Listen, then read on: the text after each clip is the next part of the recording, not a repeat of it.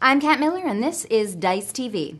If you've got yourself one of those startups or are thinking about it, what can you do to put yours squarely in the success column?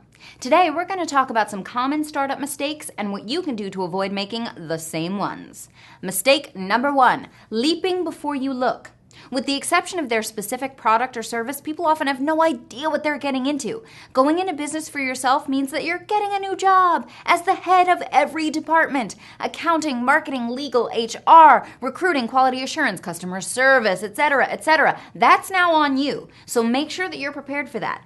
Think ahead and be realistic about what you can handle. Make a list. Lists are super helpful and gratifying too. There's nothing like checking off something you've accomplished, or in this case, learned about and prepared to execute.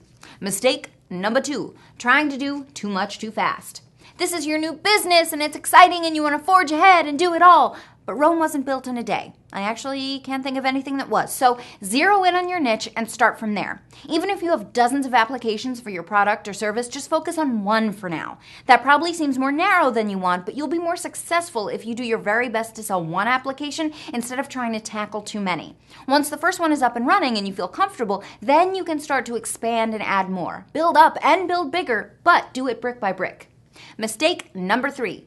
Keeping your secret. There are things you should keep secret, but your idea for your startup ain't one of them. A huge factor in startup failure is being so obsessed with keeping your idea secret that you fail to gauge the interest of consumers and potential investors.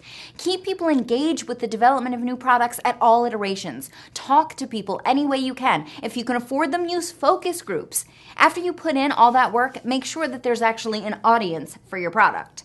Mistake number 4, trying to please everyone. When you start your own business, you can get so caught up in wanting to sell and be successful that you try to cater to what you think every consumer wants, but you'll never be able to please everyone. You should listen to some feedback as you develop your product, but you should start with a vision that you believe in, focus on well-defined feature set, and then build from there. Mistake number 5. Not measuring your progress. You're the boss now. No one else is going to be writing you about productivity, so that's all on you. Clearly define your goals, and if you're not meeting them, figure out why. Are there changes you can make to meet them, or are they unrealistic and need adjusting? Being accountable to yourself is a major part of determining your success. The exact statistics on the startup failure rate vary, reported as 55, 75, even 95%. So if you want to place yourself firmly in the 45, 25, or 5% column, then avoiding these 5 mistakes is a good place to start. Have you recently begun your own startup, or are you considering it? What challenges have you faced? Leave me a comment and let me know what you've encountered on your startup journey. I'm Kat Miller, and this is Dice TV.